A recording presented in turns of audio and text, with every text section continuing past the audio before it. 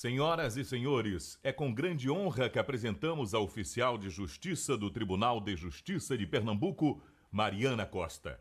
Mestre em Direitos Humanos e especialista em Direito Público, com uma carreira acadêmica notável. Ela é docente em diversas universidades e também instrutora na ESMAP, a Escola Judicial do Tribunal de Justiça de Pernambuco. Possui uma dedicação ímpar no quesito formação continuada. Mariana é credenciada pela Enfam como formadora de formadores. De 2019 a 2022, atuou como membro colaboradora na Comissão de Direito Empresarial da OAB Pernambuco, contribuindo para o avanço do estudo e aperfeiçoamento no campo do direito empresarial. Ela também é membro permanente do GIDE, Grupo Interdisciplinar de Direito Empresarial, e da Comissão Permanente de Direito Recuperacional e Falimentar do Instituto dos Advogados de São Paulo, IASP, onde sua experiência se estende ainda mais ao campo acadêmico e prático. Mariana é professora de Direito Empresarial e Sistema Financeiro Nacional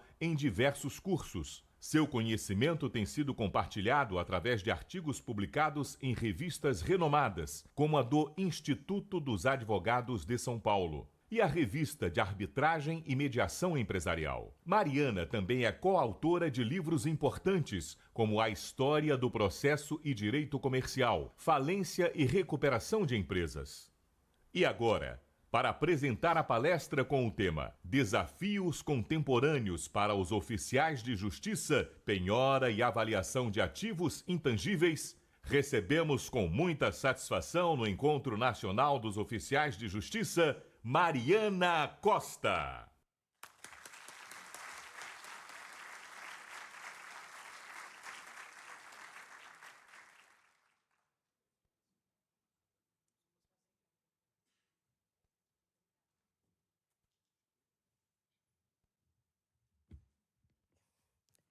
Bem, bom dia a todos, a todas.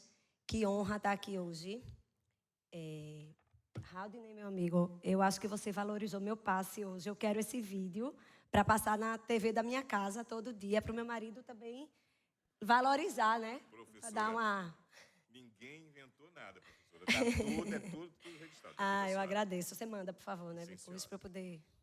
Bem, gente, brincadeiras à parte. É uma honra estar aqui conversando com vocês hoje.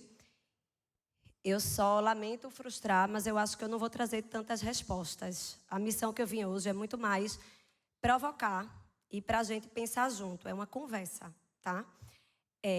Quando eu recebi a honrosa missão de pensar um tema para a gente conversar hoje, a primeira coisa que eu pensei foi: qual é o grande desafio da contemporaneidade? O grande desafio do oficial de justiça hoje. E, na verdade, eu entendo que o desafio não é só do oficial de justiça. É um desafio da sociedade. Se eu perguntar para minha avó tem 90, vai completar 95 anos esse ano. Se eu perguntar à minha avó qual é o grande desafio do tempo atual, minha avó vai dizer que é a tecnologia. Veja, minha avó é uma senhora que andou de bonde. Minha avó viu nascer o telefone, viu nascer a internet, viu nascer o celular. E minha avó veio de um tempo que hoje ela fala com os netos que moram no exterior em tempo real. Então, isso é um desafio da modernidade. Trazer o quê? Reduzir distâncias. Trazer o que está longe da gente para perto.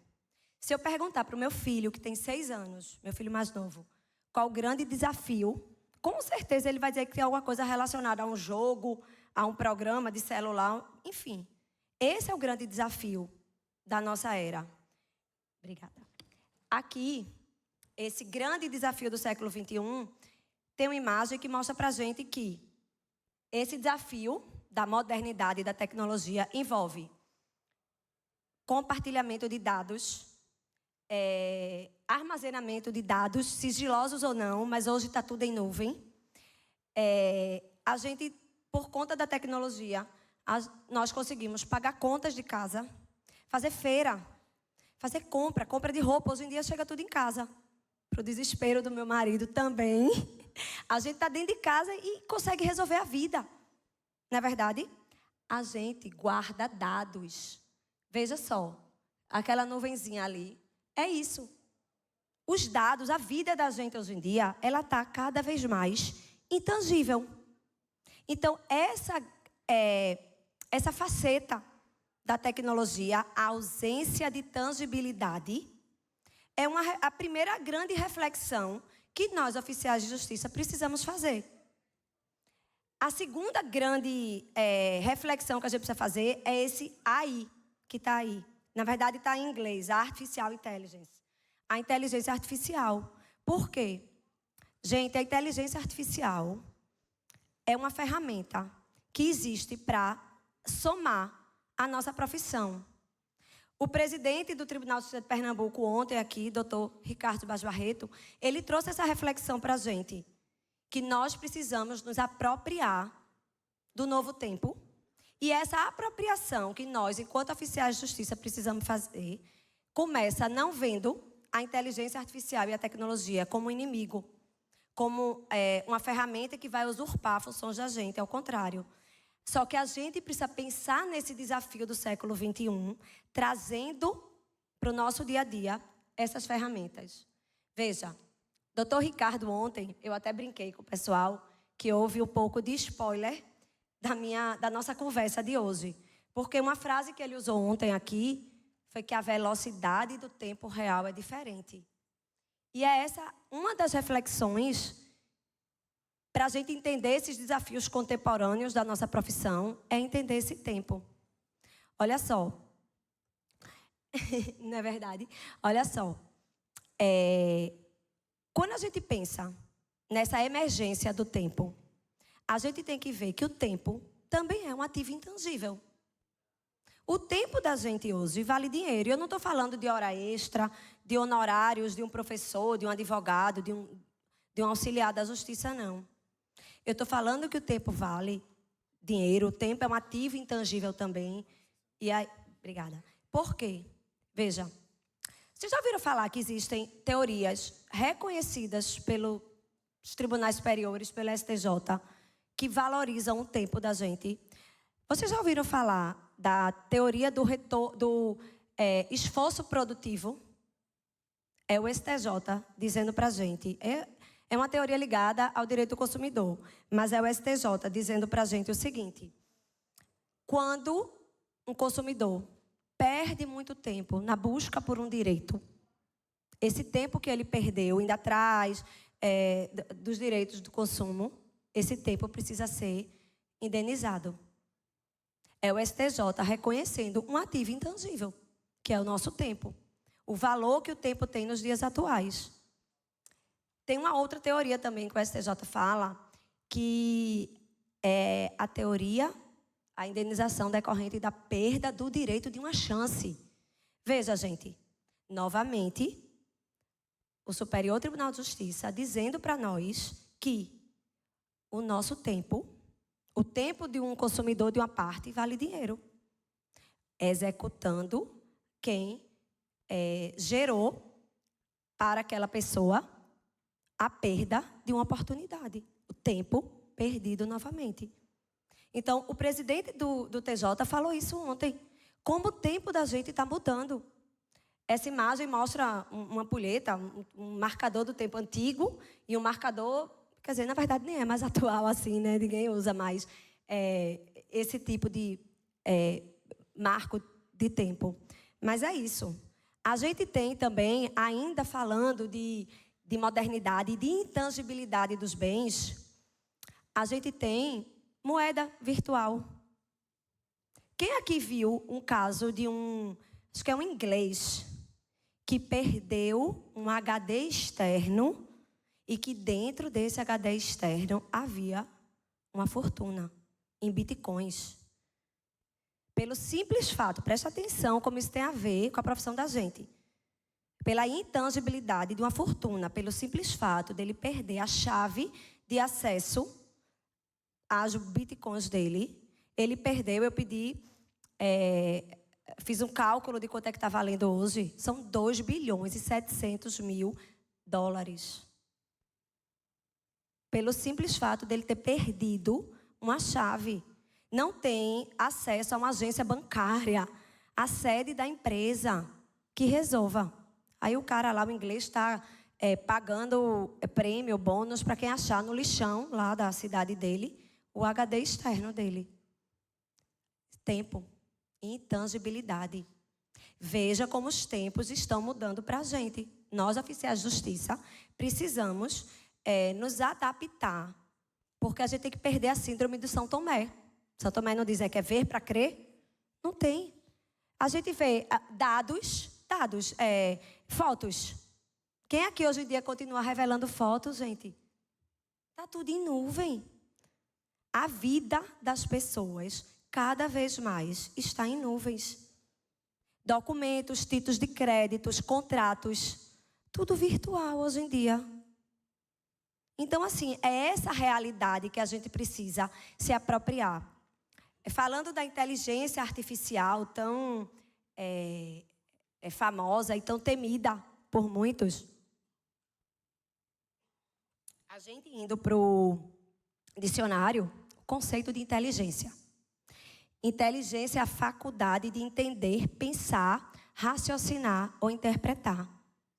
Isso é inteligência. Ou o conjunto de funções mentais que facilitam o entendimento das coisas. Ou seja, é um raciocínio. Artificial, por seu turno, é algo que é produzido pela arte e pela indústria, mas é sempre uma produção humana. Não é advindo de uma causa natural. Então, quando a gente vai para o conceito de inteligência artificial, a gente vê que é a capacidade de uma máquina, de um robô, simular o modelo humano de raciocínio. A gente pensa, como é que a gente vai conseguir fazer isso? Ou como é que a gente vai ensinar uma máquina a pensar? Mas existe. Existem diversos tipos de inteligência artificial. Cada uma direcionada, cada máquina programada para uma missão, para a área que ela vai atuar. Pensando nisso, a gente pode afirmar que essa frase aí, o ministro Roberto Barroso, lá no final de 2023, ele falou numa audiência do CNJ, e nessa audiência, o ministro Barroso, ele estava anunciando um investimento, um aporte financeiro em todos os tribunais do Brasil para o estímulo da inteligência artificial. Ele falou essa frase: a integração da inteligência artificial no sistema judicial não é uma projeção futurística, é uma realidade emergente que desafia os contornos tradicionais da justiça. Bem antes disso,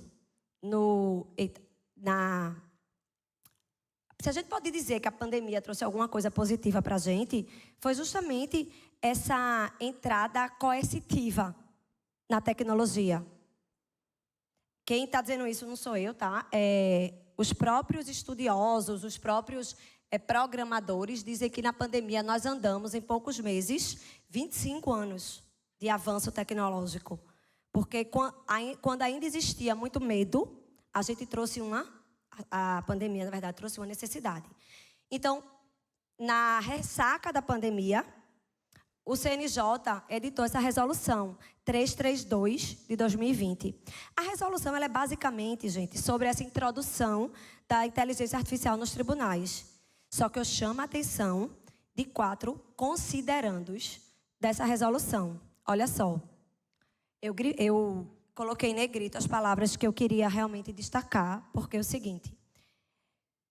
A resolução diz: considerando aplicada nos processos de tomada de decisão, a inteligência artificial deve atender a critérios éticos de transparência, previsibilidade, possibilidade de auditoria e garantia de imparcialidade e justiça substancial.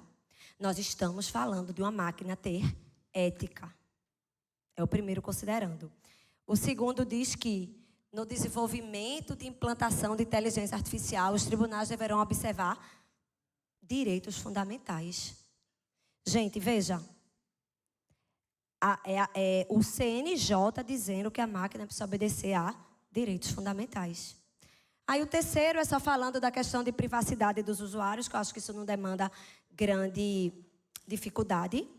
Mas o último é, para fechar com chave de ouro, os meus considerandos preferidos da resolução. Ele diz o seguinte: A utilização da inteligência artificial deve se desenvolver com vistas à promoção da igualdade, liberdade e justiça, bem como para garantir e fomentar a dignidade humana.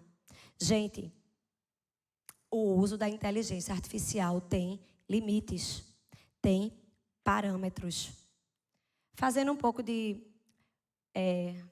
propaganda do Tribunal de Justiça de Pernambuco, na vanguarda da utilização da inteligência artificial nos tribunais brasileiros, o TJPE nos trouxe Expedito.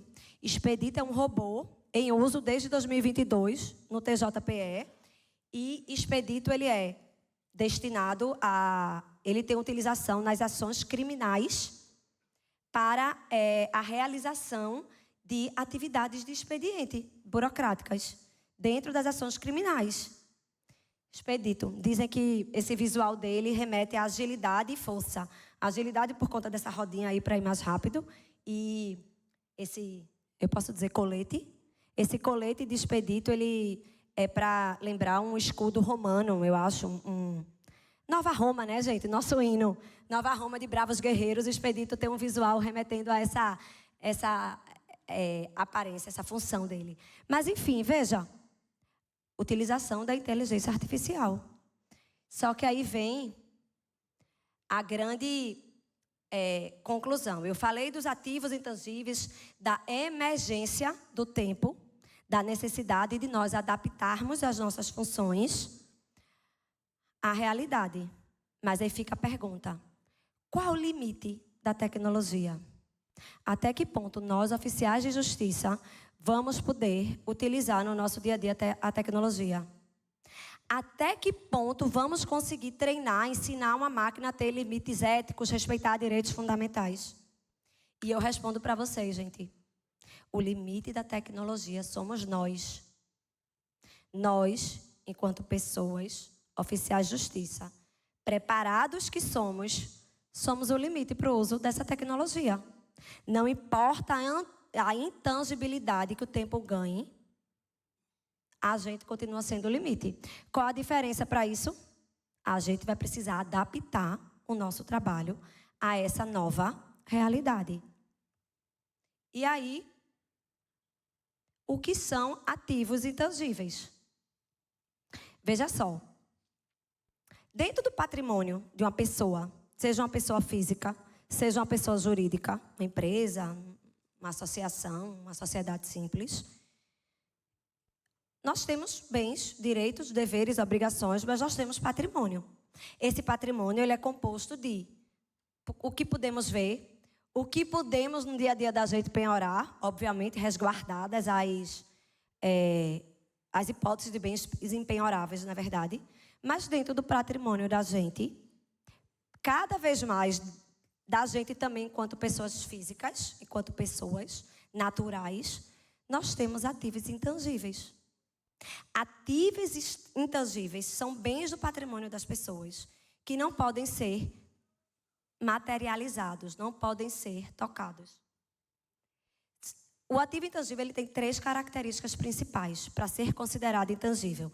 Primeiro, ele é não monetário. Atenção, não monetário não quer dizer não valorável. Ele é não monetário porque ele não tem automaticamente um valor. Quer um exemplo dessa questão de não ter um valor naquele momento, mas poder ser valorável? A Yahoo, a empresa Yahoo. No ano de 1998, vê que interessante. No ano de 1998, a Yahoo, na verdade a Google tentou vender para a Yahoo a empresa dela. A Google é praticamente uma empresa composta por softwares, na verdade, programas de computador. Tudo isso é o quê? Intangível. A Yahoo recebeu uma proposta para comprar a Google, gente, por $1 milhão em 1998. A Yahoo disse que não valia. Em 2002, foi a Yahoo que foi atrás da Google tentar comprar. A Google pediu $5 bilhões. Do 1 milhão que ela tinha oferecido em 98, ela pediu $5 bilhões. A Yahoo disse que só pagava 3. não comprou. Em 2008, a Yahoo recebeu uma proposta da Microsoft para ser vendida para ser comprada, na verdade. A Microsoft queria comprar a Yahoo por 40 bilhões de dólares. A Yahoo não aceitou. Sabe qual foi a moral da história? A Yahoo foi vendida em 2016 por 4 bilhões de dólares. 8 anos depois, ela perdeu 16 bilhões. E sabem quanto vale o Google hoje? Que em 98 foi ofertado a 1 milhão, que está estimado hoje. O valuation do Google hoje está em torno de 550 bilhões de dólares.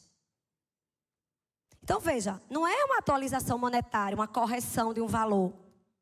Você avaliar uma Google, você vai levar em conta, primeiro, uma infinidade de ativos intangíveis. E, em segundo lugar, você vai levar a repercussão daquela empresa em consideração. E isso, gente, não tem máquina que faça. Não tem máquina que faça sozinha. Obviamente, nós, oficiais de justiça, quem for realizar uma avaliação dessa, pode se fazer valer de máquinas, obviamente. Doutor Ricardo Barreto, repetindo de novo, porque nossa palestra terminou que a fala dele de ontem e a palestra ficaram totalmente conectadas. Mas veja, a inteligência artificial pode ser a nossa grande aliada. Mas isso é a primeira característica, esta é a primeira característica de um ativo intangível. Segunda grande característica, ela é identificável, mas não é física. Como é isso? Você separa um ativo intangível do patrimônio de uma pessoa. Eu consigo separar do patrimônio da Yahoo um software, uma marca, uma invenção. Eu consigo separar, eu sei que ela está ali. Eu nunca vou tocar nela, mas ela está ali. Ela existe, ela tem repercussão jurídica. Ela pode vir a ser objeto de uma execução, de um mandado de penhora. Olha só.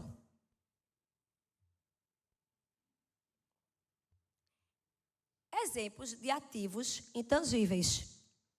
Tudo que eu estou falando agora sobre ativos intangíveis, eu consigo exemplificar com uma marca. Uma patente. Patente, ela é a proteção patrimonial de 2 ativos intangíveis. Uma invenção e um modelo de utilidade. Uma invenção é algo que não existia, que está existindo. Que o homem produziu com fruto do seu esforço. Isso é uma invenção. Modelo de utilidade, diferentemente, é um outro ativo intangível, que também é objeto de patente. É quando uma invenção já existe, mas o homem consegue aperfeiçoar, melhorar o uso. Sei lá, um lacre diferente, um carregador portátil. A própria evolução de um telefone, de um smartphone. É uma categoria de modelo de utilidade. Um bem que já existia e que a gente está conseguindo modernizar, aperfeiçoar. Tudo isso é ativo intangível. Um desenho industrial, outra modalidade de um ativo intangível, é o design. O carro que muda de tempos em tempos. É um bem que, veja, o carro você vê, você toca. A gente está cansado de penhorar carro, não é verdade, gente? Mas e quanto vai valer? Você vai penhorar um carro, sei lá, 100 mil, 80 mil, enfim. Mas já pararam para pensar que daqui a poucos anos a gente pode estar penhorando dentro do patrimônio de uma empresa para pagar uma dívida trabalhista, uma dívida fiscal, a dívida de outra empresa. A gente vai penhorar o direito da concessionária, não, da montadora. É montadora que chama? Aí negócio de entendimento de carro não é comigo, não, acho que é, né? A montadora, você vai poder penhorar dentro do patrimônio da montadora o direito dela de fazer um aerofólio, sei lá, uma porta diferente do carro dela, um banco. A gente vai penhorar o direito dela, o tempo que ela gastou para pagar os profissionais para desenhar aquele banco dinâmico, um banco que esquenta. Agora, a gente vai poder penhorar o direito dela de fazer aquele banco. Você vai dizer para a outra parte, para o exequente, tome, venda para qual é a maior inimiga, a grande concorrente da Fiat. Pronto, você vai pegar esse modelo agora, a gente vai leiloar, e agora quem vai comprar é a Ford, sei lá o quê. Veja, é isso aqui. É isso que eu estou propondo, gente. Propondo, talvez a palavra propondo seja muito ousada, né? Mas é o que eu estou dizendo, o que eu estou querendo dizer é que isso é possível para a gente em pouco tempo. Direitos autorais, aí já sai do âmbito do direito empresarial, das empresas, das grandes companhias e entra no direito do indivíduo. A pessoa que escreveu uma música. Cadê os colegas da gente que fizeram aquela música lindíssima? A música dos oficiais de justiça que estava passando aqui mais cedo. Ah, que linda! Pois é, eles têm um direito autoral essa música, gente. Faça uma raiva para uma pessoa e a gente, o oficial de justiça, vai lá penhorar o direito sobre a sua música. Entendeu? Mas é isso, gente. É essa realidade. Softwares, carteira de clientes. Veja, você tem uma carteira, uma prestadora de serviço, tem uma carteira de clientes enorme. A carteira de clientes pode vir a ser penhorado. Por quê? Porque ele é um ativo intangível, é um patrimônio daquela empresa. E as indicações geográficas também é uma modalidade junto com indicações geográficas, junto com o desenho industrial, que é uma modalidade de registro, junto com as patentes, junto com a marca, são os nossos famosos direitos de propriedade industrial. Existe a legislação no Brasil própria para a proteção desses direitos, que é, inclusive, fiscalizada, regulamentada pelo INPI, Instituto Nacional de Propriedade Industrial, com sede no Rio de Janeiro. Então, esses são exemplos de ativos. São exemplos, tá? Existe uma infinidade aí. Eu trouxe só uns mais conhecidos, vamos dizer assim. Pronto, aí chega. Mariana, você está falando aí um monte que a gente agora vai penhorar, o que a gente não pode ver, o que a gente não pode tocar. Você está propondo o fim da síndrome de São Tomé. Como é que a gente vai fazer isso? Veja, existe uma série de técnicas para realizar. Obviamente, no momento que formos começar a penhorar ativos intangíveis, nós vamos precisar de quê? De capacitação, de treinamento. A gente não vai chegar hoje, sair daqui, pegar um mandado e querer penhorar a música do colega. Não é isso. A gente precisa de treinamento, mas, resumidamente, a principal característica de um ativo intangível é quanto aquele bem imaterial pode gerar de riqueza para uma pessoa ou para um negócio. Pode ser comercializada? Vai valer? Tem alguma repercussão na vida das outras pessoas? Então, é esse tipo de treinamento que a gente vai ter, mas é perfeitamente possível. A título de exemplo, existem 3 principais modalidades de avaliação de ativos intangíveis. Uma que considera um método de renda, que é exatamente quanto de riqueza aquele bem vai poder gerar para o negócio, que eu acredito que no futuro vai ser o método que mais vamos utilizar, porque é um método que, no momento que a gente efetuar uma penhora no bem intangível, eu vou até trazer já como eu acredito que isso é possível na prática. Junto com ele, nós vamos ter informações que o juiz vai obrigar, o magistrado vai obrigar a empresa a fornecer, ou nós teremos métodos coercitivos de pegar esses documentos, esses registros, e com base nesses registros seremos capazes de dizer, voltando para a inteligência artificial que eu apresentei há pouco. Existem métodos que nós, utilizando esses programas, esses auxiliares tecnológicos, nós vamos conseguir realizar. O segundo método, esse é o primeiro, o método de renda. O segundo método é o cost approach. Em inglês é o método do custo. Quanto aquela empresa, aquela companhia gastou investiu, na verdade, para alcançar aquela marca. Provavelmente qualquer balanço patrimonial da empresa vai ter esse tipo de informação. Se não tiver, quem vai perder é ela. Porque o ativo dela vai ser avaliado por um preço muito inferior do que teria se ela tivesse corretamente inserido os dados no balanço dela. Entendeu? Pegou esse balanço, paramos o bem, pegamos esse balanço, vai estar lá quanto vale. A gente vai saber avaliar um ativo ou intangível. E o terceiro método chama método de mercado, Market Approach, que é talvez o que o Google e o Yahoo mais utiliza. Por quê? Porque ele considera quanto vale aquela marca entre iguais no mercado. Uma empresa que fornece o Google, uma empresa que você coloca lá na internet, na rede mundial de computadores, faz uma pergunta e ela lhe dá uma resposta. Existe a Google, existe quais outras? Ela tem um monopólio? Vai valer bem mais. Aí você vai me dizer, Mariana, como é que a gente vai escolher qual método que a gente vai usar? Nós vamos ser treinados para utilizar os 3 métodos. Mas, primeiro, o próprio magistrado vai dizer qual método que a gente vai escolher para utilizar. Ou, também pode acontecer da gente utilizar a partir dos dados que a empresa forneceu. A empresa não tem os custos daquele ativo. Então, a gente vai para o outro método. Entendeu? Então, veja, gente. Vocês concordam que todos nós somos capazes de realizar uma avaliação dessa? Claro. Basta termos as ferramentas e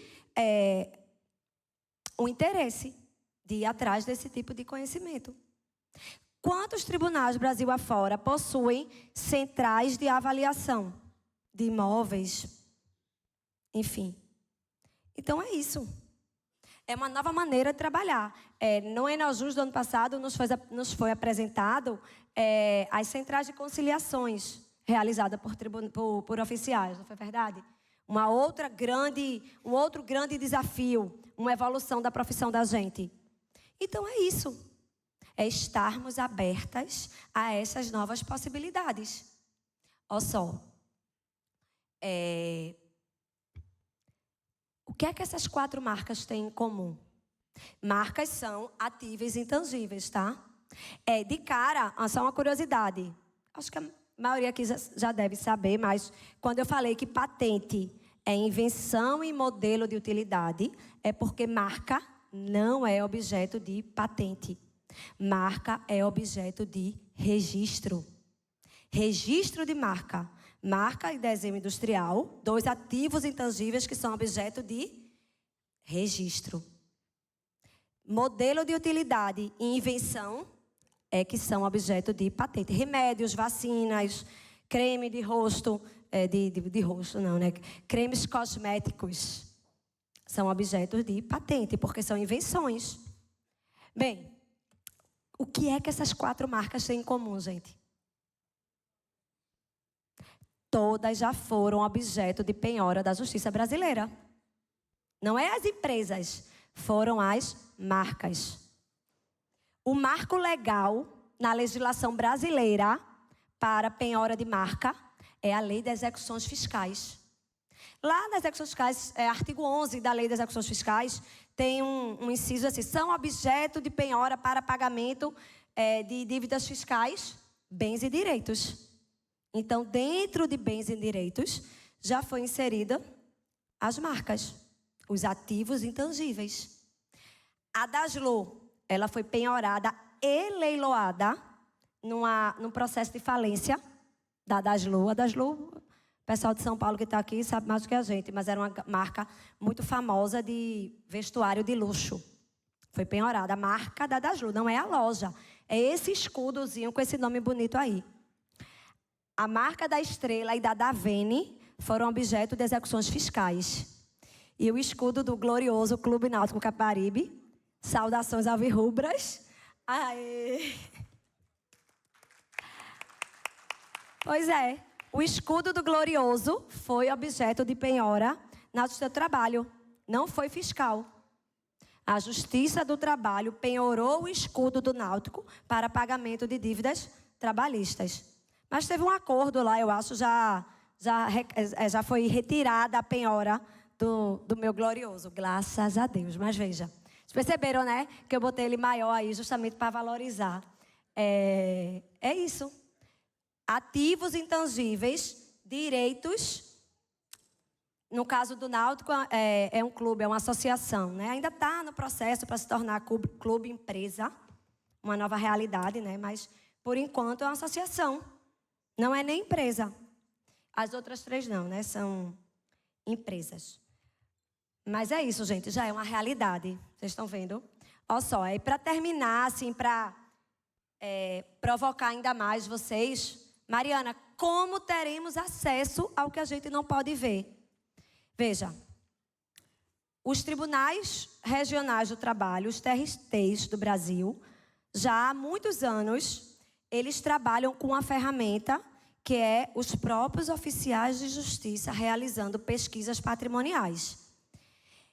O TRT6, a sexta região, o TRT da sexta região, no final de 2023, que já foi atualizada agora, modificada em 2024, editou um regulamento para os oficiais de justiça, da atuação dos oficiais de justiça nos processos em fase de execução.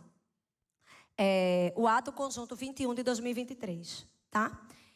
Basicamente, esse ato conjunto, ele fala da emissão de um mandado de pesquisa patrimonial que vai ficar a cabo dos oficiais de justiça. E para que ele consiga realizar essa busca, ele vai ter acesso a ferramentas de pesquisa e constrição de bens. Atualmente, no TRT6, olha só, quais são esses instrumentos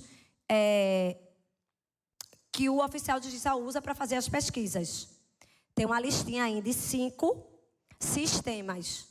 Cisbajude, que todo mundo conhece, a diferença é que são os próprios oficiais de justiça que dão acesso. O Cisbajude, o Renajude e Central Nacional de Indisponibilidade de Bens. Veja, gente, a gente está falando aqui de sistemas de bens tangíveis. Mas e se, com o avanço da necessidade da gente penhorar o que não é tocável, a gente incluir aí, por exemplo, as juntas comerciais? O Tribunal de Justiça tem acesso direto ao sistema das juntas. Hoje em dia se abre empresa no Brasil de uma maneira muito rápida.